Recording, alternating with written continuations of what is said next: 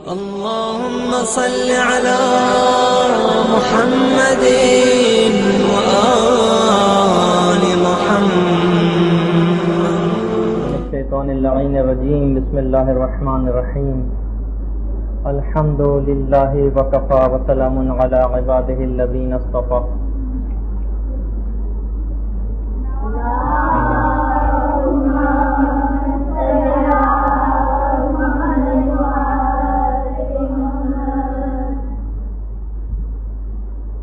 جیسا کہ آپ سب لوگوں کے علم میں ہے کہ ہماری گفتگو موضوع جبیرہ کے موضوع پر اختتام پذیر ہو گئی تھی. چند ایک ضمنی مسائل اس کے باقی تھے، لیکن اگر میں وہ ضمنی مسائل آج بیان کرنے جاؤں تو آج کی گفتگو ادھوری رہ جائے گی.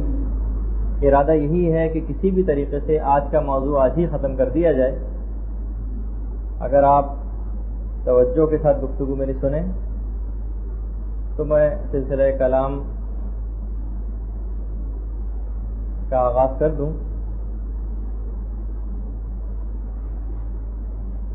دیکھیے،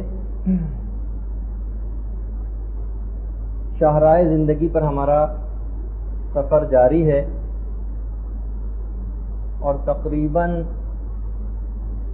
یہاں پر موجود جتنے بھی لوگ ہیں وہ اپنے سفر زندگی کا ایک عمومی اعتبار سے اگر ہم دیکھیں تو آدھا سفر طے کر چکے ہیں. سفر آخرت کے قریب سے قریب تر ہوتے چلے جا رہے ہیں. بہت طویل ایک منزل طے کرنی ہے اور زیادہ راہ بہت تھوڑا حاصل کیا ہے. اب جب کہ ہم نے فیصلہ کر لیا ہے، آپ بھی اتنی محنتوں مشقتوں کو برداشت کر کے اور شدید ترین اس گرمی میں آپ یہاں پر تشریف لائی ہیں، یقیناً اس کے پیچھے ایک جذبہ اور ایک محرک ہے، علم دین اور قرب پروردگار. تو جب فیصلہ کر ہی لیا ہے ہم نے کہ اس راہ پر آگے سے آگے بڑھنا ہے، تو آخر کون سا ایسا طریقہ کار اختیار کیا جائے کہ ہم مرضی پروردگار کو مکمل طور پر حاصل کر لیں. اپنے ہم شب و روز کیسے اس انداز سے گزاریں کہ بس جس کے آخر میں فقط کامیابی ہی کامیابی ہو. آپ کے سلیبس میں ایک ٹاپک تھا شب و روز کیسے گزاریں. وہی میں نے کہا کہ جیسے کہ ہم سب فیصلہ کر چکے ہیں کہ بس اب تو اس منزل پر آگے سے آگے ہی بڑھنا ہے، لیکن اس فیصلے کے باوجود بھی کچھ لاہے عمل ہمارے سامنے واضح نہیں ہے. بہت سے لوگ چاہتے ہیں کہ وہ نیک زندگی گزاریں، اسلامی احکامات کے مطابق زندگی گزاریں، لیکن اپنے روٹین لائف اسٹائل جو ان کا ہے اس میں کیسے ان اسلامی باتوں کو شامل کریں. اس کا ایک بہت ہی ہلکا سا خاکہ، میں پھر کہہ دوں کہ ظاہر ہے کہ میں کوئی آپ کو کوئی جامع پروگرام نہیں دے رہا، آپ کو ایک خاکہ آپ کے سامنے آج پیش کروں گا کہ جو دنوں رات ہمارے گزر رہے ہیں اس میں اس کو کس انداز سے آپ ایسا بنائیں کہ بس کہ آگے آپ کو کچھ نظر آنے لگے، کچھ امید کی کرن کہ بس اب اس میں کوئی کامیابی ہم کو مل سکتی ہے. جیسے کہ میں نے کہا کہ وقت بہت تھوڑا رہ گیا ہے، سفر آخرت کے حوالے سے منزل قریب سے قریب تر آتی جا رہی ہے. ہر گزرنے والا سیکنڈ اور لمحہ ہم کو قریب کر رہا ہے اس منزل سے. تو کیوں نہ اس تمام کی جو ہم شب و روز ہمارے گزر رہے ہیں ان کو کس انداز سے ایسا ڈھال لیں کہ بس پھر ہمیں زیادہ فکر مندی کی ضرورت نہ رہے اور شارع مقدس نے جو طریقہ بتایا وہ اس کے مطابق زندگی بسر ہو جائے. اب آپ کو اس پروگرام کے اندر اپنے مطابق اپنی زندگی اپنے لائف اسٹائل کے مطابق اس میں چیزیں ایڈ کرنی پڑیں گی یا نکالنی پڑیں گی، جو بھی آپ کے سامنے آپ کی خدمت میں پیش کرنے والا ہوں. دیکھیے، کچھ اعمال تو ایسے ہیں جو آپ کو روز انجام دینے، روز. کچھ اعمال ایسے ہیں جو ہفتے میں ایک مرتبہ بھی ہو جائیں تو مسئلہ نہیں ہے. آپ کے پاس چارٹ ہونا چاہیے کہ ایک ہفتے میں کم سے کم ایک دفعہ بھی آپ نے کر لیا تو ذرا آپ کو اطمینان ہو جائے. کچھ اعمال ایسے ہیں جو کم سے کم ایک ماہ میں ایک دفعہ ہو جانے چاہیے. کچھ چیزیں آپ کو ایسی کرنی ہیں جو کم سے کم ایک سال میں ایک دفعہ ہو جائیں، اور کچھ اعمال یقیناً ایسے بھی ہیں کہ جو پوری زندگی میں بھی ایک دفعہ ہو جائیں. جیسے کہ ایک دفعہ میں نے بہت پہلے ذکر کیا تھا کہ جتنے بھی ہمارے مستحبات ہیں ان سب کا ہماری روحانیت کے اندر کوئی نہ کوئی حصہ ہے. فار ایگزامپل اگر 10 لاکھ مستحبات ہیں بالفرض اور آپ نے 9,99,999 مستحبات پہ عمل کر لیا اور ایک رہ گیا عمل ہونے سے، تو آپ کی روحانیت کے اندر وہ ایک والی کمی پھر بھی باقی رہ جائے گی. تو بہرحال وہی ہے کہ آپ کو اپنے اس پروگرام کے اندر بہت سی چیزیں داخل کرنی ہیں جو ان میں سے آپ کے مزاج کے مطابق نہ ہو، آپ ان کو نکال بھی سکتی ہیں. تو سب سے پہلے ہم کچھ ایسی چیزوں کا میں آپ کو صرف یاد دہانی کے لیے تذکرہ کرتا جا رہا ہوں کہ جو آپ کو روز انجام دینی. اگر اپنی روحانیت کو آپ کو قوی کرنا ہے، زیادہ راہ کو زیادہ سے زیادہ حاصل کرنا ہے، سفر آخرت کی کچھ تیاری کرنی ہے، تو تیاری کے اندر سمجھیے کہ سب چیزیں شامل ہیں. جو روز آپ کو انجام دینی ہے اس کے اندر ایک چیز آپ سب سے پہلے شامل کریں. دیکھیے، مستحبات ہماری زندگی میں کافی زیادہ شامل ہیں. یہ مجالس، یہ ماتم، یہ مرثیے جس کی اور نوحے جس کی بھی تھوڑی دیر پہلے آواز آ رہی تھی، بڑے اہم ترین ثواب کے کاموں میں سے ایک چیز ہے. لیکن جو واجبات ہیں ان کی اپنی اہمیت اپنی جگہ برقرار ہے.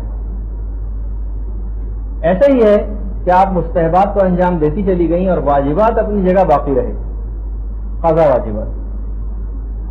تو بس وہ ہوگا کہ جو کہ جیل میں جو ایک گلاس دی جاتی ہے نا، بس وہ، لیکن جیل پھر بھی مقدر ہوتی ہے آدمی کا، اگرچہ وہاں مختلف سہولیات موجود رہتی.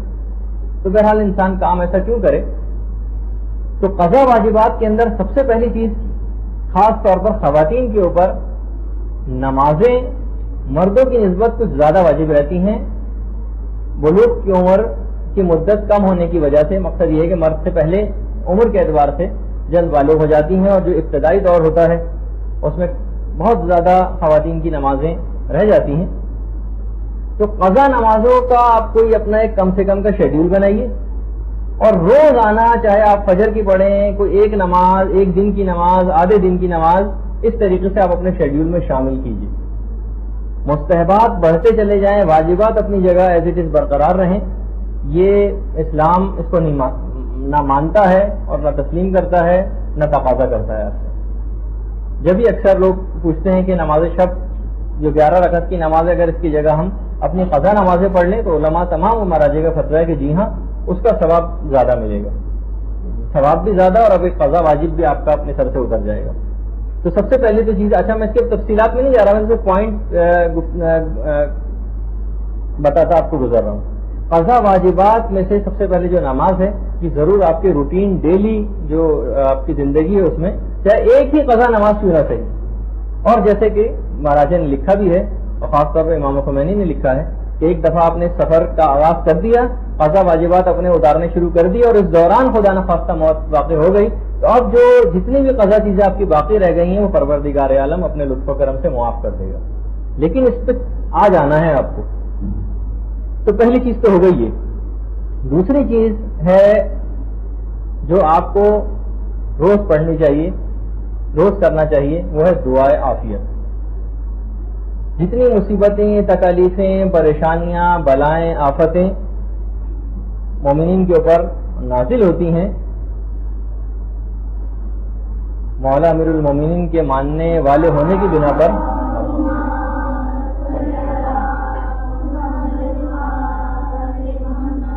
یہ ساری پریشانیاں، ان کا دفعیہ، جیسے میں نے بہت پہلے شرائط دعا ایک دفعہ بتائی تھی، غالباً شب قدر کے جو اعمال تھے اس کے اندر، اس میں سے ایک تھی دعا قبل از بلا. یعنی انتظار نہ کریں کہ مصیبتیں پریشانی میں آپ گر جائیں اور پھر دعا کریں، پہلے سے دفعہ کر لیں. تو دعائے عافیت اپنی روٹین جو لائف سٹائل ہے آپ کا، اس میں شامل کر لیجیے. دو چیزیں ہوئیں. تیسری چیز، اس دن کی مخصوص دعا، ہفتہ اتوار، پیر، منگل، بدھ، جمعرات، جمعہ، ان سب کی مختصر سی 5-5، 6-6 لائن کی ایک دعا ہے جو آپ کو مل جائے گی مختلف دعاؤں کی کتابوں کے اندر بھی. اس دن کی ایک مخصوص دعا یہ آپ کو پڑھ لینی چاہیے. کچھ آپ چیزیں اس کے اندر دیکھیں گی, کچھ ذکر خدا, کچھ اعمال یہ ایسے ہیں کہ جن کو اگر آپ روز کے روز انجام دیتی چلی جائیں تو بہت اس سے آپ کو اپنی زندگی میں فرق محسوس ہوگا. اگلی چیز جو آپ کو یہ بھی روز کے انجام دینے والے اعمال میں سے میں بتا رہا ہوں, کوشش ہی کیجیے کہ ہر وقت باوضو رہیے.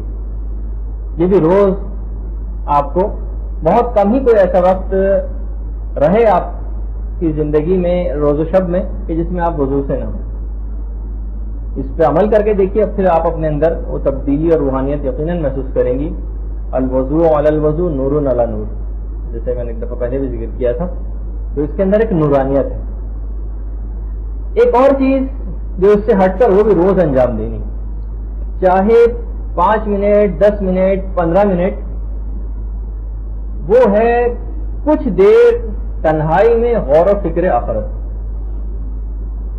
کہ میں کیا ہوں, کتنی میں نے زندگی ایسی برباد اور فضول ضائع کر دی ہے, مجھے کیا کیا چیزیں انجام دینی ہیں, سفر آخرت پہ مجھے کتنے طویل سفر طے کرنا ہے, میں زیادہ راہ کو کیسے اکٹھا کروں, کیا نیک عمل کروں. آدمی تھوڑی دیر تنہائی میں بیٹھ کر یہ غور و فکر کرے. آپ کر کے دیکھیے 5 منٹ 10 منٹ اپنی زندگی بالکل جس میں آپ تنہا ہوں. یہ مختلف چند ایک باتیں ہیں جو آپ پہلے بھی دروس میں سن چکی ہیں, لیکن یہ روز کو انجام دینے والے اعمال میں سے ایک. اچھا, پھر دیکھتے ہیں ہم اپنی عام زندگی میں کچھ فضولیات بھی بہت زیادہ اس کے اندر داخل ہو جاتی ہیں, فضول گفتگو اور یہ سب چیز جس سے روحانیت میں کمی واقع ہوتی رہتی. تو وہ جو میں اس سے پہلے ذکر کر چکا ہوں ایک دفعہ, وہ کفارہ سبحان ربک رب العزت عما یصفون وسلام علی المرسلین والحمد للہ رب العالمین, جو قرآن کی قائد تھی. کہ کفارہ ہے ان تمام فضول اور عام گفتگوؤں کا. حرام گفتگو نہیں, حرام گفتگو کے لیے تو آپ کو توبہ کرنی پڑے گی. کسی غیبت کی ہے اور چغلی کھائی ہے کسی کی, اور دیگر زبان کے جو حرام کام ہے اس میں اگر زبان کو استعمال کیا تو الگ مسئلہ. بالکل عام اور مباح گفتگو جو ہوتی ہے, اس سے بھی یہ زیورات کے متعلق, کپڑوں کے متعلق اور فلاں چیز کے متعلق جو فضول اور عام گفتگو ہوتی ہے, اس سے بھی روحانیت میں کمی واقع ہوتی ہے. تو یہ عام گفتگو کفارہ بتایا گیا کہ اگر آپ نے یہ پڑھ لیا تو آپ کی جو روحانیت میں کمی واقع ہونی تھی وہ کمی فوراً اس آیت کو پڑھنے سے پوری ہو جائے گی. اس کا میں پہلے بھی ذکر کر چکا ہوں. صدقہ روز کی عام زندگی میں اس کو شامل کیجیے. باقاعدہ آپ کے پاس لسٹ ہونی چاہیے اور پھر روزانہ آپ اس کو ٹک کرتی جائیں کہ آپ نے جو روز اعمال انجام دینے والے اعمال جو تھے وہ انجام دیے یا نہ دیے. اس کے علاوہ کچھ مالی واجبات ہیں. اچھا دیکھیے, کچھ تو وہ عبادی واجبات ہیں جن میں سے میں نے صرف فقط ابھی تک نماز کا تذکرہ کیا. کچھ مالی واجبات بھی, خمس, جب آپ خمس کے یقیناً آپ کو پڑھا دیے گئے ہوں گے اب تو, خمس کے جو فقہی مسائل ہیں کہ عام زندگی میں کس طریقے سے خمس واجب ہو جاتا ہے. اور زیادہ تر میرا اس میں مشورہ آپ کو یہ ہے کہ آپ عام طور پر روزانہ 5 روپے 10 روپے 2 روپے 3 روپے جتنے بھی آپ کی حیثیت ہے اس کے مطابق کچھ نہ کچھ نکال کے بعنوان خمس یا رد مظالم کی جو واجبات والی جو چیزیں ہیں اس کو نکال کے آپ الگ کر دیا کریں. ایک ساتھ نکالیں گے تو ہو سکتا ہے کہ ذرا طبیعت پر گرا گزرے. تو یہ جو چھوٹی موٹی رقومات ہیں یہ بھی آپ نکال کے بعنوان خمس کی, پتہ نہیں مجھ پہ کیونکہ مسائل سے مکمل طور پر واقف نہیں ہوں کن چیزوں پر خمس واجب ہو کن پر نہ ہو, اور روز آخرت میں پکڑی جاؤں, تو کیوں نہ عام زندگی میں کوئی ایسا طریقہ کار جس سے آپ کی گردن پہ مالی واجبات نہ ہو. حق امام اور حق سادات اپنی گردن پر اس طریقے سے لے کر جانا اور پھر یہ سوچنا کہ آپ کوئی روحانی منزل طے کر سکیں گی, بہت مشکل کام ہے. تو عام زندگی میں بھی کوشش کیجیے, چاہے اوور خمس دینا پڑ جائے تو کیا مسئلہ ہے, کوئی مسئلہ نہیں, لیکن یہ معاملہ وہ نہ رہے کہ کچھ گردن پر چیز باقی رہ جائے. اچھا, اس کے علاوہ ایک چارٹ ہے, وہ ہے محاسبہ نفس کا چارٹ. کوشش تو وہ کیجیے کہ وہ گناہ کبیرہ کی جو فہرست 100 کے قریب آپ کی خدمت میں پیش کی گئی تھی اس کو چارٹ کی صورت میں بنائیے اور دیکھیے روزانہ کہ آپ نے کتنے وہ گناہ کیے. محاسبہ نفس وہ چیز ہے جس کو بھی روز کرنا چاہیے. روز سونے سے پہلے ایک چارٹ ہو جو آپ کی ٹیبل پر, آپ کے سرانے یا کسی ایسی جگہ پر جہاں کسی کی پہنچ نہ ہو, آپ اس کو نکالیں اور روزانہ آپ نکال کر اس کو اپنے آپ کو ٹک کیجیے اور دیکھیے کہ آج کی کیا صورتحال رہی ہے پورے دن. جس طریقے سے علماء لکھتے ہیں کہ تاجر روزانہ اپنا حساب کتاب کرتا ہے کہ آج کیا کمایا اور کتنا میں نے خرچ کیا, بالکل اسی اعتبار سے آخرت کے لیے آپ نے آج کیا کمایا ہے اور کیا اپنے ہاتھ سے کھویا ہے گناہ کر کے، تو اس کی بھی فہرست آپ کے پاس ہونی چاہیے. یہ بھی روز کے اعمال انجام دینے ہیں آپ کو، ان کے اندر یہ چیز محاسبہ نفس بھی شامل ہے. اس کے علاوہ جس کا اسلام آپ سے روز تقاضا کرتا ہے وہ ہے تلاوت قرآن. میں اضافہ کروں گا تلاوت قرآن بمائے تفسیر. کوشش یہ کیجیے کہ اگر کسی بھی اخبار سے تفسیر نمونہ بھی کی کوئی جلد خرید سکتی ہوں تو خرید لیجیے، اور نہیں خرید سکتے اگر تو لائبریریز کے اندر دستیاب ہے، آپ وہاں سے ایک ایک جلد لے کر بھی، یعنی کوشش کیجیے چاہے ایک آیت ہی کیوں نہ پڑھیں لیکن معنی مطالب کو سمجھ کر. تو تلاوت قرآن بامائے تفسیر یہ روز کی روٹین لائف کے اندر شامل ہونا چاہیے، چاہے 5 سے 10 منٹ ہی کیوں نہ سے. اچھا، علم دین 24 گھنٹے کا انسان دن گزارے، اور پھر جیسے جیسے اکثر بیچارے جو بوڑھے حضرات ہوتے ہیں، ہم نے دیکھا ہے کہ علماء جب بیان کرتے ہیں مختلف اپنے دروس میں صورتحال، تو لوگ باقاعدہ اپنا سر پکڑ کر روتے ہیں کہ پوری زندگی بالکل فضول ہو گئی، ضائع ہو گئی، نمازیں ساری برباد ہو گئی جتنی پڑھی ہیں، روزے کچھ غلطیوں سے بیکار ہو گئے، حج جو انہوں نے کیے وہ باطل ہو گئے، صرف اس وجہ سے کہ علم دین، یعنی عمل تو انجام دے رہے تھے لیکن علم کے بغیر. تو علم دین جب تک آپ صحیح طور پر حاصل نہیں کریں گی تو ماشاءاللہ آپ لوگ تو خیر حاصل کر رہی ہیں، لیکن ایسا نہ ہو کہ سلسلہ بس یہاں سے مدرسے سے فارغ التحصیل ہونے کے بعد سلسلہ رک جائے. عام زندگی میں کم سے کم آدھے گھنٹے روز علماء کی کیسٹ دستیاب ہیں، کتابیں موجود ہیں، مجالس ہیں علماء کی، روزانہ ان سے کثرت فیض آپ کر سکتی ہیں. اور آدھے گھنٹے کم سے کم، اس سے زیادہ کی اگر بات بنے 1 گھنٹہ کم سے کم ہو جائے تو کیا کہنا، لیکن یہ ضرور ایسا ہونا چاہیے روز. یعنی ایک بھی دن ایسا نہ ہو کہ جو علم حاصل کرنے سے آپ کا خالی رہ جائے. صرف مدرسے ہی کی حد تک اس کو محدود نہ کیجیے، عام زندگی میں بھی اس کو رائج کرنا. ایک نئی نیکی کم سے کم روز. دیکھیے میں نے کہا تھا نا جملہ کہ آپ کو اس شاہراہ پر آگے سے آگے ہی بڑھتے چلے جانا ہے. جب فیصلہ کر لیا کہ بس آپ آگے جانا ہے تب آپ کو آگے ہی جانا ہے. ایک نئی نیکی آپ کو روز انجام دینا ہے. اب آپ جتنی بھی احادیث کی کتابیں پڑھتی ہیں آپ نکالیے کون کون سی نئی نیکی مثلا اس کے اندر بیان ہو رہی ہے. مثلا بہت ساری نیکیاں آپ کو ملیں گی کہ مثلا مومن کو مثلا شیرینی کھلانا، یہ بھی ایک نیکی. مومن سے کسی تکلیف کو دور کرنا، اس سے حال احوال پوچھنا، اس سے مصافحہ کرنا، مسافر میں گرم جوشی سے کام لینا وغیرہ وغیرہ. یہ آپ سب نوٹ کرتی جائیے اور اپنی زندگی میں ان کو ایک ایک چیز کا اضافہ کرتی جائیے.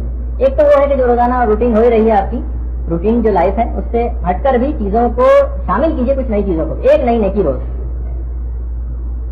اچھا، اور اسی طریقے سے گناہوں کو بھی اپنی زندگی سے، وہ جو ہم نے کچھ طریقے ایک دفعہ کی خدمت میں پیش کیے تھے، قرآن و حدیث کے اندر ان تمام تذکروں کا یا اقوال علماء کے اندر ان کا تذکرہ ہے.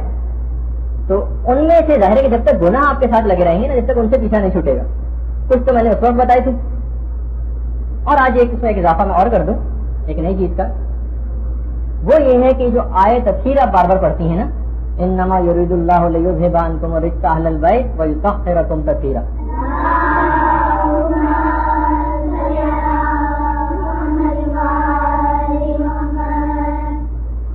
کہ جو پروردگار عالم نے اہل بیت کے لیے کہا ہے کہ خدا تم سے رجس کو دور کر دے گا، یعنی ہر بری بات، ہر گندگی، ہر برائی، اس سے پروردگار عالم نے اہل بیت کو دور رکھا.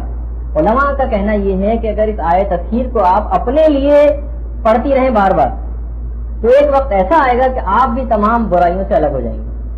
یہ اپنی زندگی میں صرف یہ آیت تطہیر، یہ بار بار اس نیت سے کہ میں گناہوں سے دور ہوتی چلی جاؤں، اس کو اپنی زندگی میں رائج کرنے کی کوشش کیجیے. اچھا دیکھیے، مسئلہ ایک گناہوں کے اندر یہ ہوتا ہے، اور آپ نے بھی اس کا کیا ہوگا مشاہدہ اپنی زندگی میں، کہ عزم آپ نے اکثر کیا ہوگا کہ اب میں گناہ نہیں کروں گی، لیکن پھر گناہ ہو جاتے ہیں. یہ جو عزم ہونے کے بعد یہ جو مسمم نہیں ہو پاتا ہے، یا کامل ارادہ ہم نے کر لیا اور دیکھتے ہیں کہ پھر 1-2 روز کے اندر پھر وہی گناہ ہم سے ہو گیا. اس کی ایک بہت اہم وجہ ہے جو امام خمینی نے اپنے استاد کے ریفرنس سے بیان کی.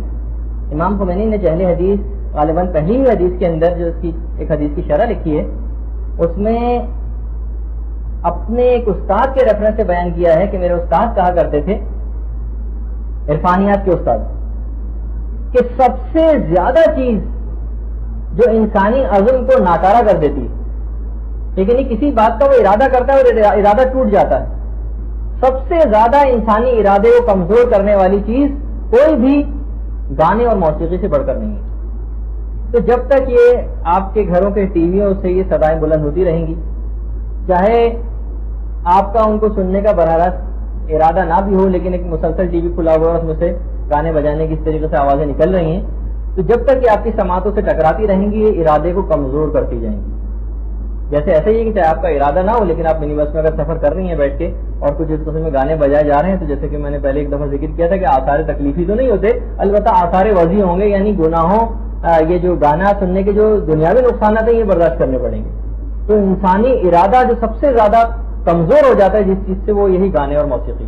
تو جو گناہ ہم سے بار بار ہو جاتے ہیں، عزم مسمم ہم سے نہیں ہو پاتا ہے، اس کی بہت بڑی وجہ یہ ہے. کوشش کیجیے کہ گھروں میں کسی طریقے سے اس چیز کو نکالنے کی اور کم کرنے کی کوشش کریں. اچھا، یہ تو میں نے جو روزانہ کے انجام دینے والی چیزیں ہیں ان میں سے میں نے چند ایک کا تذکرہ کیا. اچھا، کچھ چیزیں ایسی بھی ہیں جو ہفتے میں 1-2 مرتبہ ہو جانی چاہیے.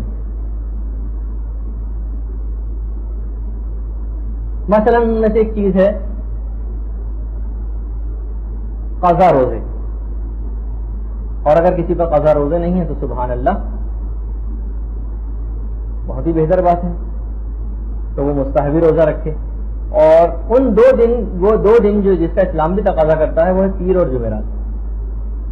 پیر اور جمعرات کے دن کوشش یہ کریں کہ ہفتے میں 2 دن تو روزے سے رہیں. قضا روزے باقی ہیں تو وہ جو قضا واجبات اتارنے کی جو اسکیم ہے اس کے مطابق آپ روزانہ ہفتے میں کم سے کم 2 دن تو آپ روزہ رکھیں، ورنہ ہفتے میں 1 دن ہی صحیح. اچھا، کچھ اعمال ایسے ہیں، اچھا اس میں آپ ایڈ کرتی جائیں گی اپنے مطابق چیزیں. میں نے تو ایک اشارہ کر دیا کہ کم سے کم جیسے روزہ ایک ایسی چیز ہے کہ جو آپ روزانہ نہیں رکھ سکتی، روزانہ کے انجام دینے والے اعمال میں اس کو لکھوانا ہی نہیں جا سکتا. ہفتے میں کم سے کم 1 یا 2 روز. کچھ اعمال ایسے ہیں جو مہینے میں کم سے کم 1 دفعہ ہو جانے چاہیے.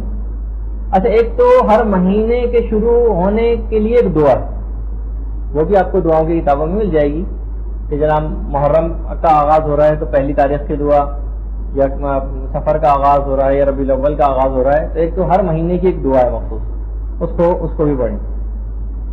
اچھا، کچھ کوشش یہ کریں مہینے میں 1 مرتبہ ہی صحیح کسی مسجد میں، امام بارگاہ میں یا کسی مدرسے میں بھی اپنی حسب توفیق کچھ نہ کچھ آپ ضرور انفاق کریں اپنے مال سے. 50 روپے صحیح، 100 روپے صحیح، تاکہ کچھ ثواب جاریہ جو مستقل آپ کا بینک اکاؤنٹ جو کھلا رہے گا اور آپ کو ہمیشہ فائدہ پہنچائے گا، وہ والا سلسلہ آپ جاری رکھیے. اپنے مطابق جتنا بھی آپ کی حیثیت ہو اس کے مطابق آپ دیکھ لیجیے اس کو، لیکن کم سے کم مہینے میں 1 مرتبہ تو یہ ہو جانا چاہیے. اچھا، بہت سے عمل ایسے ہیں جو سال میں 1 مرتبہ ہو جانے چاہیے.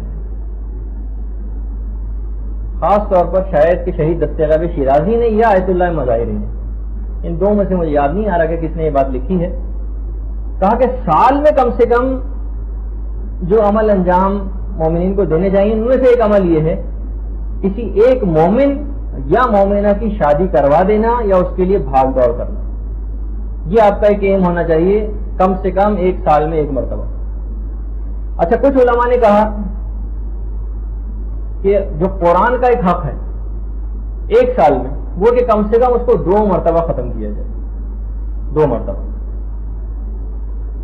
اچھا، اگر کوشش کریں کہ ہمارے ترجمے و تفسیر کے تاکہ سمجھ کے بھی تو پڑھیں نا، کہ کچھ مزہ بھی آئے کہ اس کے اندر کیا تعلیمات ہیں، انسان اس کے مطابق عمل کرنے کی بھی کوشش کرے.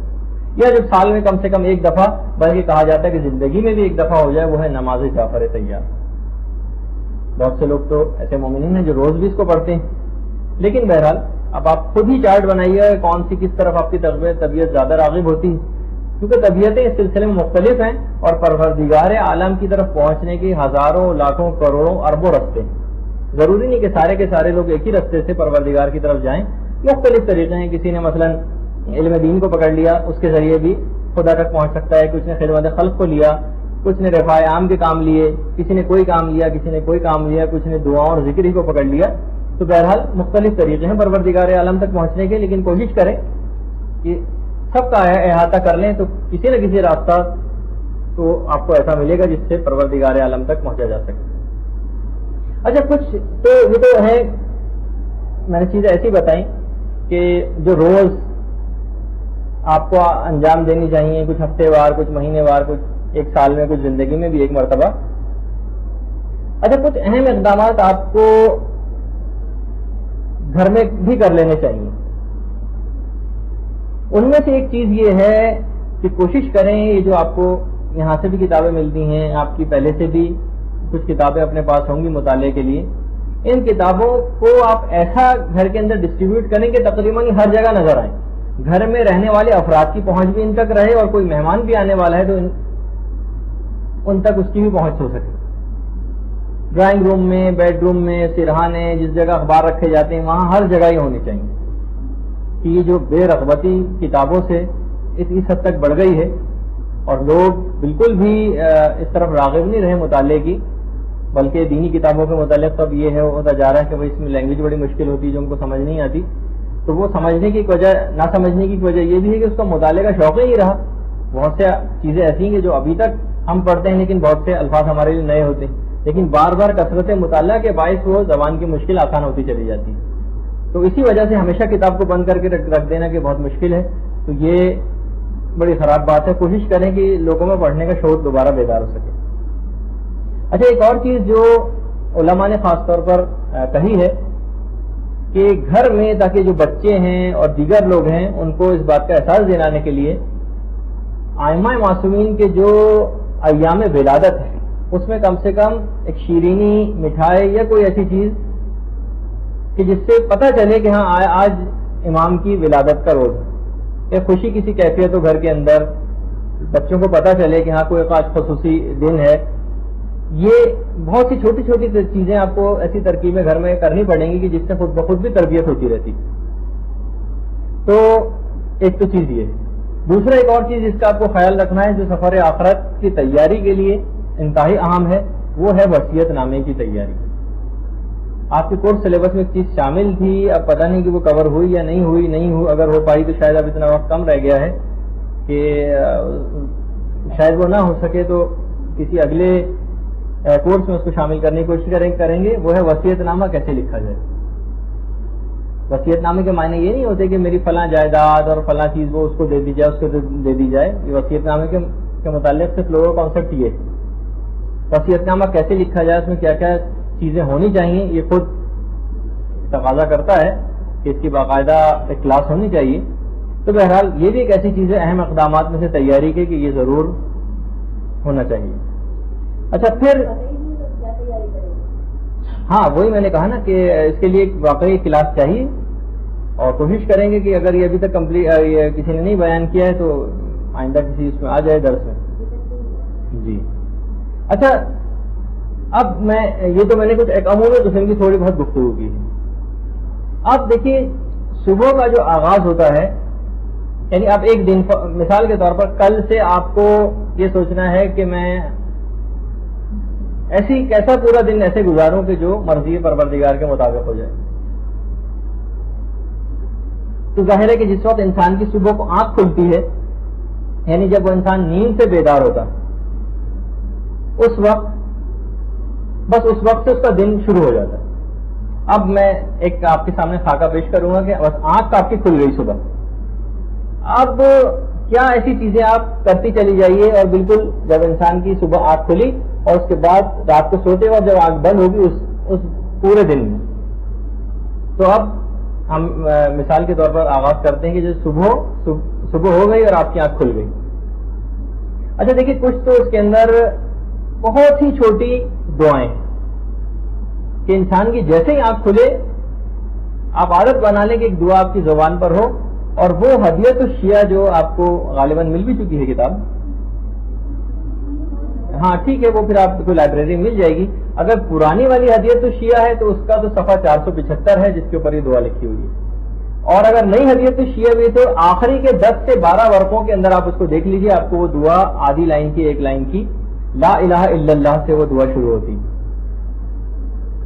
لا الہ الا اللہ الحلیم الکریم، اس سے وہ دعا شروع ہوتی ہے. بس وہ جیسے ہی آپ کی آنکھ کھلے آغاز ہی اس دعا سے آپ کر لیجیے، بس انشاءاللہ پھر آپ دیکھیں گے پورا دن کیسا برکت سے آپ کا گزرے گا. اچھا، اس کے اندر تو تھوڑی سی تفصیل اور بھی زیادہ ہے کہ جس وقت آپ کی آنکھ کھولے تو آپ یہ دعا پڑھتی اٹھیں، اور جس وقت آپ اٹھ کر بیٹھیں تو پھر فلاں دعا پڑھیں. ٹھیک ہے، تو بہرحال اس میں ایک حسبی الربو سے بھی ایک دعا شروع ہوتی ہے. حسبی الربو من المربوبین والی نہیں، وہ جو آپ اکثر تاقیبات اس کے اندر پڑھتی ہیں. حسبی الربو سے ایک اور دعا شروع ہوتی ہے، وہ جو نیند کے بعد اٹھتا ہے جب انسان. اچھا پھر ظاہر ہے کہ جب صبح کا آغاز ہو گیا تو کوشش کیجئے کہ اس دن کی ایک جو مخصوص دعا ہے، ہفتہ اتوار پیر جیسے میں نے کہا، اس دن سے اس کا آغاز کر دیجیے.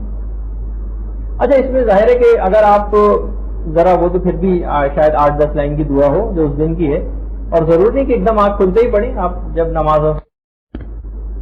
اچھا پھر دن کا آغاز صدقے سے کریں.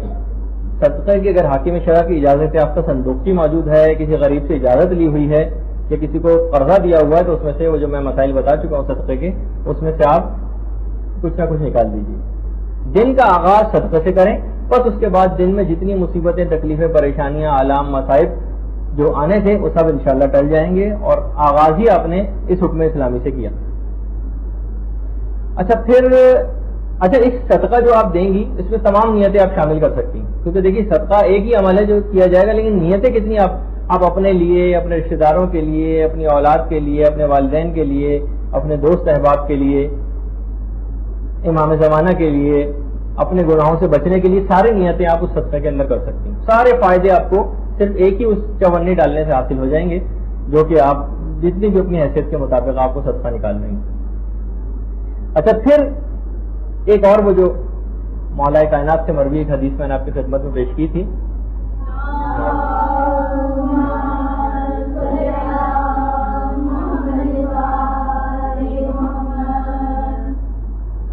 کہ جو شخص بھی روزانہ صبح کے وقت سورہ توحید اور سورہ انا انزلناہ کی تلاوت کرے گا، سورہ توحید اور انا انزلناہ کی تلاوت کرے گا، تو شیطان اس روز خواہ کتنا ہی زور کیوں نہ لگائے اس سے کوئی گناہ نہ کروا سکے گا. تو یہ بھی روزانہ کے صبح کے اعمال کے اندر یہ چیز شامل ہے. اچھا پھر اس کے بعد نماز فجر جو اہم ترین فریضہ ہے وہ آپ کو انجام دینا ہے، اور نماز فجر کی تعقیبات میں خاص طور پر تسبیح جناب فاطمہ الزہرا کو فراموش نہ کیجیے گا. اور فراموش کوئی کرتا بھی نہیں ہے مومن، لیکن ایک خاص چیز جو ہمارے استاد محترم نے بالکل بلکہ اب سے کچھ دن پہلے ہی اپنی مولانا سعادت حسن صاحب قبلہ نے، کہ ابھی جتنی بھی ٹارگٹ کلنگز کراچی کے اندر ہوئی ہیں ان میں صاحبان پرفیکٹ کلرز نے ان کو آ کر ہٹ کیا تھا، اور ان کے بچنے کا کوئی امکان نہیں تھا، لیکن پھر بھی وہ لوگ بچ گئے. تو جب ان سے باقاعدہ پوچھا گیا، ذاتی تحقیق کی گئی، تو تقریباً سب نے ایک ہی جواب دیا کہ وہ اپنی حفاظت کے غرض سے تسبیح جناب فاطمہ الزہرا سلام اللہ علیہ کو پڑھا کرتے ہیں.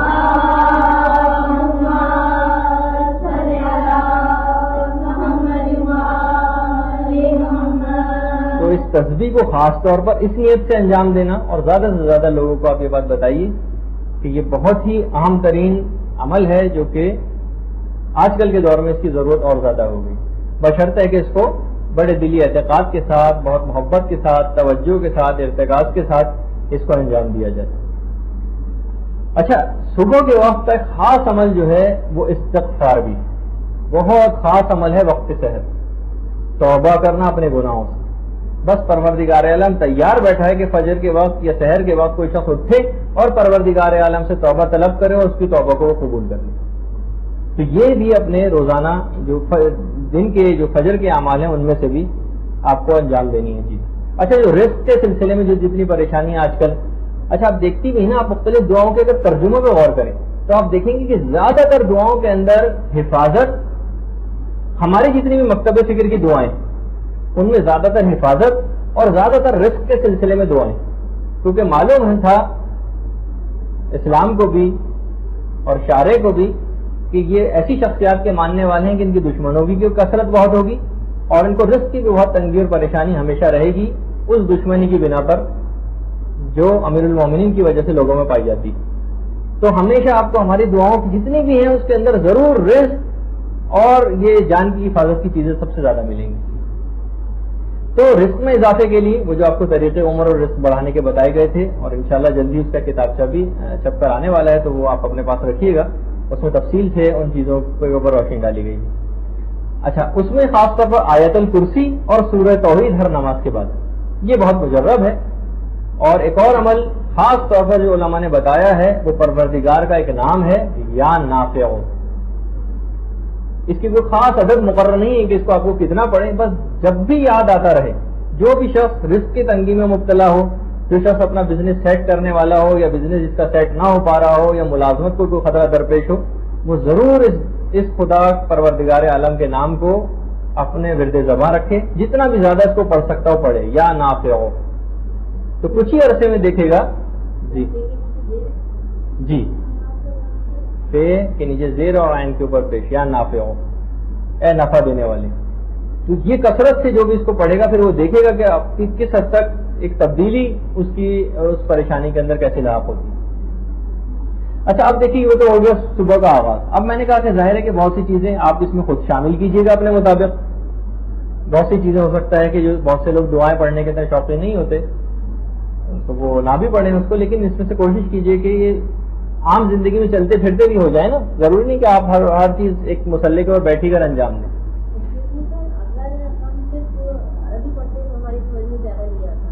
جی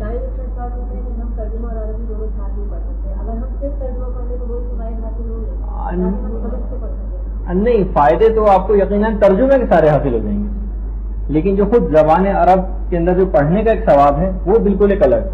جس طریقے سے قرآن کی جو آیتیں یا سورے آپ کو زبانی یاد ہیں ان کا اپنی جگہ ثواب ہے، لیکن دیکھ کر پڑھنے کا ثواب اور زیادہ ہے. تو وہ بہرحال اتنا حصہ ضرور کم ہو جائے گا اگر آپ نے وہ عربی نہ پڑھی. لیکن عربی بھی پڑھیں، کوئی اتنا ضروری نہیں کہ آپ بہت زیادہ پڑھیں. مختصر صحیح قلیل عمل ہے، لیکن ذرا کانکریٹ بنیادوں کے اوپر اگر وہ ہو اور عمل کی نیت سے پڑھا جائے اور سوچ سمجھ کی ہو تو وہ زیادہ ثواب دلوائے گا. اچھا اب ظاہر ہے کہ جب آپ نے اس کے بعد، خیر ابھی میں بہت سی چیزیں حذف کر رہا ہوں کہ ناشتہ کیسے ہونا چاہیے آپ کا. اچھا پھر اس کے بعد ظاہر ہے کہ آپ کو نکلنا ہے گھر سے، یا تو ملازمت کے لیے نکلنا ہے، یا اگر مرد حضرات ہیں انہیں اپنے کاروبار کے لیے نکلنا ہے، یا طالب علم ہے تو ان کو اپنے اسکول اور کالجز کے لیے نکلنا، گھر سے بہرحال نکلنا. تو ایک تو چلیں وہ آغاز آپ نے اگر صدقے سے صبح کر دیا تو اب بھی کافی ہو جائے گا، ورنہ آپ گھر سے نکلنے سے پہلے ضرور صدقہ دیں. گھر سے نکلنے سے پہلے چاروں قل پڑھ کر نکلیں اپنے اوپر، اور اکثر روایتوں کے اندر تو 10 مرتبہ سورہ توحید پڑھ کر نکلیں، یا مثلا آگے پیچھے دائیں بائیں اوپر نیچے سورہ توحید دم کر کے نکلیں. سواری کے اوپر بیٹھتے ہو سبحان الذی سخر لنا ھذا وما كنا له مقرنین جو آپ کو سب کو یاد ہوگی، وہ بیٹھتے ہو ضرور اس دعا کو پڑھیں. اچھا سفر جو بھی کسی جگہ آپ کو جانا ہے 15 منٹ 20 منٹ 25 منٹ بس میں، وین میں، گاڑی میں جو آپ کو درکار ہوتے ہیں، اس ٹائم کو بھی ضائع نہ کریں. اس کے اندر بہت ساری ایسی چیزیں ہو سکتی ہیں، مثلا ذکر خدا ہو سکتا ہے، تسبیح ایک آپ پوری درود کی پڑھ سکتی ہیں اس دوران، ذکر خدا کر سکتی ہیں. یہی یا نافع ہو مثلا ابھی آپ کو بتایا، پروردگار کے ناموں میں سے یا لطیف ہو ہے، ساری مشکلات اور پریشانیاں دور کرنے کے لیے وہ بھی بہت مجرب ہے. کوئی بھی ایسی چیز، یا درود کی ایک تسبیح یہ آپ پڑھ سکتی ہیں دوران سفر. اچھا اب جس وقت انسان جا رہا ہے اپنی منزل کی طرف بس میں گاڑی میں بیٹھ کر، تو علماء نے ایک چیز کہی ہے کہ سفر کے دوران جتنے بھی مناظر آپ کی آنکھوں سے گزریں گے ان سب کو نگاہ عبرت سے دیکھتی جائے گی، اور یہ سوچئے کہ جب میں نہیں تھی تب بھی یہ مناظر تھے، اور اب میرے مرنے کے بعد میں نہ رہوں گی اور لوگ ایسے چلتے پھرتے نظر آئیں گے، تو کیوں نہ میں اس جگہ کو آباد کروں جہاں مجھ کو ہمیشہ رہنا. ہر چیز کے اندر نگاہ عبرت. کسی بھی جگہ اگر آپ پکنک پہ بھی کہیں جاتی ہیں، کسی بھی خوشی کو کوئی بہت بڑی خوشی آپ نہ سمجھیے. اول تو یہ جتنی خوشیاں ہماری زندگی میں ہیں، علماء کا کہنا یہ ہے کہ یہ اصل میں خوشیاں ہی نہیں ہیں، یہ صرف فقط تکلیف رفع ہوتی. مثلا بیٹا بہت عرصے ماں سے جدا تھا، اب وہ ملاقات ہو رہی ہے، گمشدہ بچہ مل گیا ہے، تو اب وہ جو ماں کو خوشی ہوتی ہے وہ خوشی نہیں، وہ تکلیف رفع ہوئی ہے جو بچے کے گم ہونے سے ہوئی. شدید آپ کو پیاس لگتی ہے، آپ پانی پیتی ہیں، بڑی فرحت آپ کو ملتی، یہ خوشی نہیں ملی، یہ لذت آپ کو نہیں ملی، یہ تکلیف رفع ہوئی ہے جو پیاس کی وجہ سے آپ کو ہو رہی تھی. یا بھوک کا بھی ایسا ہی معاملہ ہے اور دیگر خوشیوں کا بھی. تو یہاں کی کوئی خوشی تو خوشی ہی نہیں ہے، یہاں کی کوئی لذت ہی نہیں ہے، وہ سب عالم آخرت کے لیے مخصوص ہے. تو کیوں نہ اس جگہ کو انسان آباد کرے جہاں ہمیشہ اس کو رہنا ہے. تو اس سفر کے دوران بھی مسلسل نگاہ عبرت سے چیزوں کو دیکھیے. اچھا علماء نے ایک چیز اور کہی ہے کہ جب بھی آپ کبھی گھر سے باہر نکلیں تو 2-3 چیزوں امور کا اہتمام کر کے نکلیں. ایک تو امر وہی ہے جو میں نے بہت پہلے جب گفتگو ہوئی تھی ہماری نگاہ ڈالنے کے مسائل پر، اس وقت میں نے ایک چیز بتائی تھی کہ جب بھی انسان گھر سے نکلے تو علماء کے جملہ ذرا ہے تو ثقیل، آج کی گفتگو میں کوئی ثقیل لفظ استعمال نہیں ہوا تھا لیکن اب پھر آ گیا وہ، کہ فقط عدم نظر ہی کافی نہیں ہے بلکہ قصد عدم نظر بھی ضروری ہے. خالی یہ نہ سوچیں کہ بس میں نامحرم کے اوپر نگاہ نہ ڈالوں گا یا نہ ڈالوں گی، گھر سے قصد کر کے نکلی. خالی عدم نظر کافی نہیں ہے بلکہ گھر سے نکلتے وقت قصد عدم نظر ضروری، اور پھر جب آپ گھر لوٹ کر واپس آئیں تو دیکھیں گے اس پہ کتنا عمل ہوا. دوسری چیز کہ یہ گھر سے آپ کو دروازے کے پاس تھوڑی دیر کے لیے رک جائیے اور عہد کر کے نکلیے دل میں کہ میں جھوٹ، غیبت، الزام تراشی، عیب جوئی اور فضول، فحش اور بیہودہ گفتگو سے باز رہوں گی. جس جگہ بھی جا رہے ہیں، اسکول میں، کالج میں، نوکری کی جگہ پر، بزنس یا کاروبار کے لیے. اور پھر آ کر دیکھیں گھر میں کہ اس چیز کے اوپر آپ نے کتنا عمل کیا. دیکھیے جب تک یہ چیزیں عمل کی صورت میں آپ لائیں گے، پتہ آپ سب کو ہے، معلوم سب آپ کو ہے کہ یہ سب چیزیں نہیں ہونی چاہیے، لیکن جب تک ایک باضابطہ پلان کی صورت میں ان کے اوپر عمل نہیں ہوگا، جب تک کہ آخر بھی اس کا عمل ہوگا کب؟ عمر تیزی سے گزر رہی ہے. میں نے کہا نا کہ شیطان تاک میں بیٹھا ہوا ہے، ملک الموت ہمارا انتظار کر رہا ہے، سفر آخرت بہت قریب آ چکا ہے اور پھر بھی انسان غافل رہے. خیر، تو یہ حالت سفر. اچھا، پھر جس جگہ آپ روزگار کی جگہ پر یا مثلا جس جگہ نوکری کر رہی ہیں اس جگہ پر یا مثلا تعلیم کی جگہ پر یا کسی بھی جگہ جہاں آپ پہنچ گئی، خاص طور پر وہ افراد کے جو ملازمت یا کاروبار کے لیے نکلتے ہیں ان کے لیے تو خاص طور پر کہ وہ اس روزگار کی جگہ پر جا کر سورہ واقعہ پڑھ لیں، سورہ واقعہ اور آیت الکرسی، اور وہاں بھی کوشش یہ کریں کہ فضول لغو گفتگو، فحش کلامی اور ان سے اپنے آپ کو بچایا جائے. اور اچھا جب پھر ابھی اچھا اس کے اندر اور بھی چیزیں آ سکتی ہیں، وہ آپ اپنے مزاج کے مطابق شامل کر کے دیکھیے گا. دیکھیے ٹائم مینجمنٹ ایک ایسی چیز ہے جس پر ویسٹرن کنٹریز میں بہت کتابیں لکھی گئی. دن ہر ایک کے پاس وہی 24 گھنٹے، لیکن بہت سے لوگ انہی 24 گھنٹوں کو استعمال کر کے کہاں سے کہاں پہنچ جاتے ہیں، اور بہت سے لوگ اسی ٹائم سب کے پاس بالکل برابر. تو ٹائم مینجمنٹ، اس کو مینج کیسے کریں، یہ ایک بہت بڑا فن ہے. اور آپ خود دیکھیے کہ یہ جو ٹائم، یہ دیکھیے کہ اس میں جو نکاسی کے ذریعے ہیں وقت کو ضائع کرنے والے، یہ جو پانی رس رہا ہے ان پائپوں سے، وہ کون کون سی جگہ وہ پہلے آپ کو بند کرنی پڑیں گی. تو بہرحال اب دیکھیے ایک تو یہی جو وقت آپ ضائع کر رہی ہیں، ضائع ان معنوں میں کہ تو سفر کر ہی رہی ہیں، 15-20 منٹ، آدھا گھنٹہ، پونا گھنٹہ آپ کو منزل پہنچنے میں لگے گا، پھر واپس آنے میں لگے گا. اس کو بھی ضائع کیوں کیا جائے، اس میں اس کو یوٹیلائز کیجیے. اچھا جس وقت واپس آپ گھر پہنچ جائیں تو دروازے پر سورہ قل هو اللہ احد پڑھتی ہوئی داخل. یہ رزق کی چابیوں میں سے ایک چابی، سورہ توحید گھر کے دروازے پر پہنچ کر پڑھتے ہوئے گھر میں داخل ہونا، اور گھر میں آنے کے بعد اہل خانہ کو سلام کرنا. یہ بھی بہت مجرب رزق بڑھانے والے نسخوں میں سے ایک. اور اگر گھر میں کوئی نہ بھی موجود ہو تو خود انسان اپنے آپ کو سلام کرے، یہاں تک ہے روایتوں میں. خیر اس کے بعد ظاہر ہے کہ گھر میں وہی میں نے کہا کہ آپ کو روزانہ پڑھنا بھی ہے، مطالعہ بھی کرنا ہے. تو مطالعہ کرنے سے پہلے بھی کوئی بھی چیز آپ پروردگار عالم سے دعا کریں کہ آپ کو اس مطالعے پر عمل کرنے کی توفیق نصیب ہو. ایک تو چیز یہ ہے. اچھا دوسری چیز آپ کو یہ دیکھنی ہے کہ جب مطالعہ آپ نے کر لیا تو 2-3 چیزیں آپ کو اپنے اندر چیک کرنی پڑیں گی کہ آپ کے ایمان اور تقوی میں کتنا اضافہ ہوا، گناہوں سے دور ہونے کا جذبہ کس قدر بیدار ہوا ہے، اور اس مطالعے کے نتیجے میں اس مطالعے پر عمل کے لیے آپ نے کیا اقدام کرنے کا سوچا.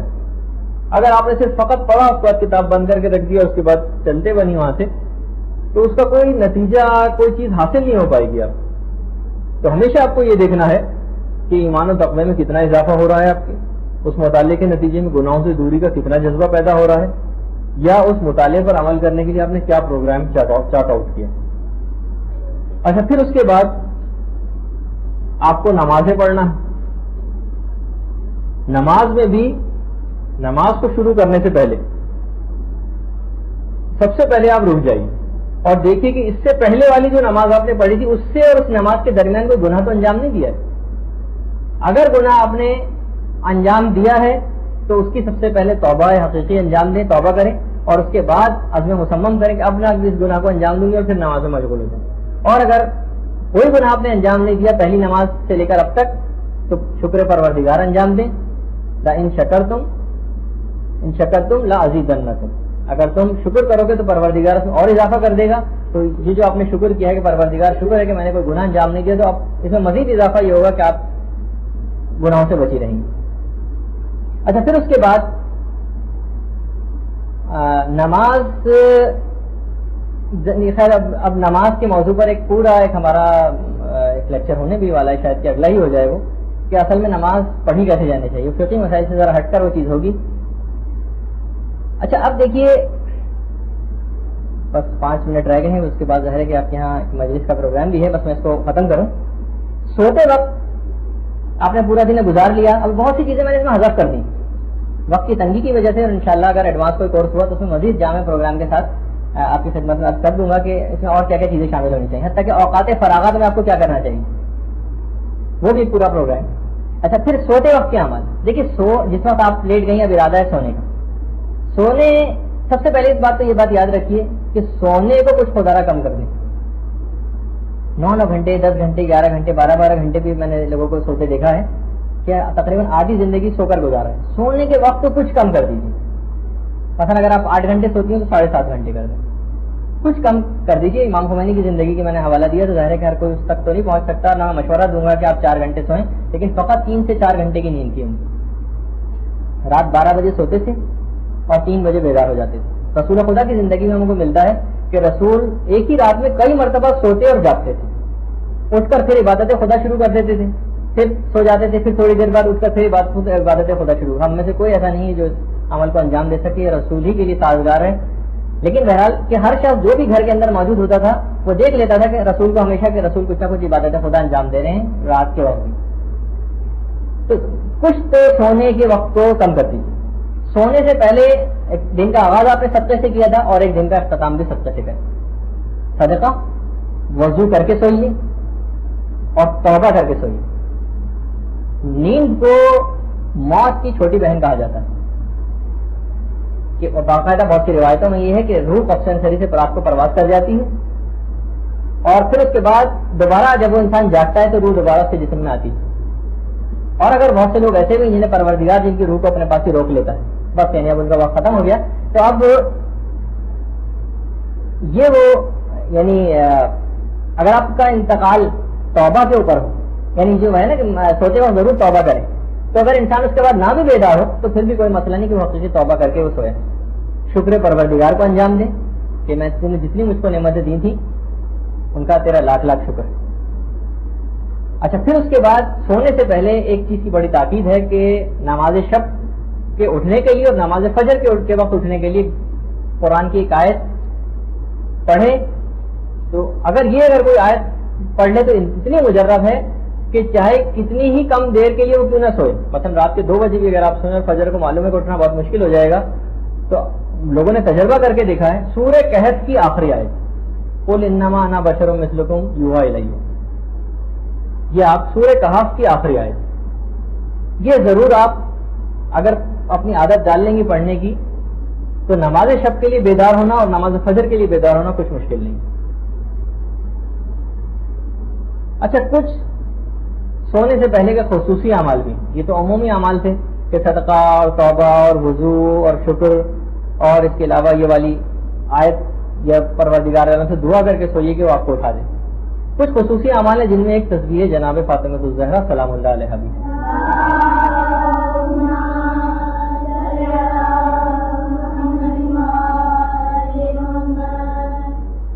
3 مرتبہ سورہ قل هو اللہ احد پڑھ کر سونا پورے قرآن کی تلاوت کا ثواب دلوا دیتا ہے، اور الحمد کو تو فقط 1 مرتبہ پڑھنے سے بھی پورے قرآن کی تلاوت کا ثواب ملتا ہے سونے سے پہلے۔ اور سورہ ایک ہے الہاکم التکاثر، یہ روایات میں ملتا ہے اگر کوئی شخص یہ سورہ پڑھ کر سوئے اور سونے کے دوران ہی کوئی بھی ایسی آفت ناگہانی ہے کہ اس کا انتقال ہو جائے تو اب عذاب قبر اس سے ساقط ہو جاتا ہے۔ تسبیحات 4، سبحان اللہ والحمد للہ ولا الہ الا اللہ واللہ اکبر یہ سونے سے پہلے کے خصوصی اعمال میں سے ایک. اور اس کے علاوہ اپنے اور تمام مومن و مومنات کے لیے مغفرت کی دعا. ایک تو وہی استغفر اللہ ربی واتوب الیہ، یا مثلا ربنا اغفر لی بھی آپ پڑھ سکتی ہیں، اور بلکہ اگر اردو میں بھی آپ یہ دعا پڑھ لیں کہ پروردگار مجھ کو اور تمام مومن و مومنات کو بخش دے. اور یہ بھی خصوصی اعمال میں سے ایک ہے کہ اگر، بلکہ روایت میں یہاں تک ہے کہ وہ انبیاء اور انہی افراد کے ساتھ مشہور کیا جائے گا کہ درود بر محمد و آل محمد، اور تمام انبیاء اور مرسلین پر درود پڑھ کر سوچ. اللہم صلی علی محمد و آل محمد وصلی علی جمیع الانبیاء والمرسلین والشہداء والصدیقین وجمیع عباد اللہ الصالحین. یہ اگر کوئی شخص، بس یہ رات کی خصوصی اعمال میں سے ایک. اب دیکھیے پورے دن آپ جب اس انداز کا گزاریں گی، اچھا اس میں ابھی میں نے بہت سی چیزیں شامل نہیں کی، وہ آپ کو ڈیلی پروگرام میں شامل کرنا پڑیں گی. دن کے آغاز میں نے ایک چیز فراموش کی ہے اور خواتین بھی اس سے مستثنا نہیں ہیں. دیکھیے بیمار شخص جو ہوتا ہے وہ یہ چیزیں اس کو پھر رغبت بھی نہیں ہوتی کہ وہ دعائیں پڑھے. تلاوت قرآن حتیٰ کہ واجبات تک اس سے چھوٹ جاتے ہیں. ایکسرسائز، جسمانی ورزش یہ مردوں کے لیے بھی اتنی ضروری ہے، عورتوں کے لیے بھی اتنی ضروری ہے. دن کا آغاز کچھ نہ کچھ ایسی ایکسرسائز، کوئی ایسا طریقہ کار. واک پہ اگر جانا آپ کے لیے ممکن نہیں ہے تو گھر میں اگر ٹریڈ مل یا کوئی جاگنگ مشین یا کوئی آپ جمع کر کے کسی اعتبار سے لے لیں. قسطوں کے اوپر بھی چیزیں مل جاتی ہیں. گھر کی چھت کو بھی آپ استعمال کر سکتے ہیں، یا کچھ نہ کچھ ہلکی پھلکی گھروں کے اندر بھی ورزشیں آپ کتاب خرید کر بھی دیکھ سکتی ہیں. کیونکہ جب انسان صحت مند رہے گا تو ہی ان تمام چیزوں کے اوپر عمل کر سکے گا. بیمار شخص وہ نہیں عمل کر سکتا ان چیزوں پر. تو بہت سی چیزیں، اچھا اس کے اندر بہت سے یقیناً اوقات فراغت کے اندر کھیل کود بھی شامل ہیں، کچھ آؤٹنگز بھی شامل ہیں. مہینے 2 مہینے میں ایک مرتبہ پکنک کا پروگرام بھی اس میں شامل ہے. مقصد کہنے کا یہ کہ آپ کو ایسا ایک جامع پروگرام ترتیب دینا پڑے گا کہ زندگی کا ایک لائف سٹائل بنانا پڑے گا کہ آخر مجھے کس انداز سے گزارنا ہے. ابھی مثلا اسکولوں کی چھٹیاں ہو رہی ہیں 1.5-2 مہینے کی بچوں کی، ان کے لیے کیا تربیت کے حوالے سے کیا پروگرام ہونا چاہیے.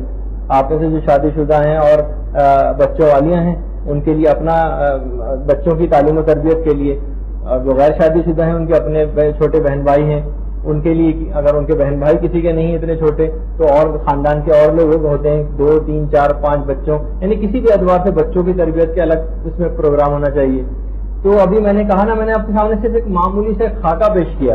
ابھی سمجھیں کہ یہ 1% بھی نہیں ہے کہ اس ٹائم کو آپ کو مینج کیسے کرنا ہے، حتیٰ کہ اپنی ان عبادتوں کے ثواب کو بڑھاتے کیسے چلے جانا ہے.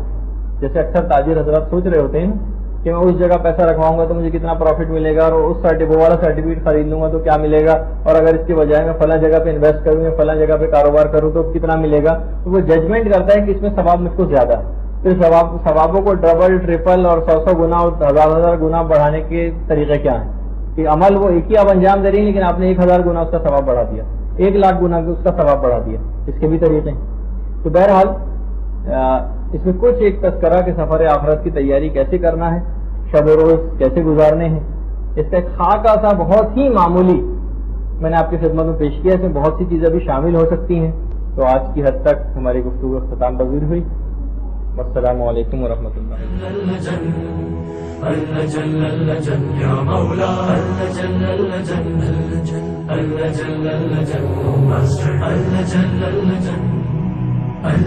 يا صاحب السماء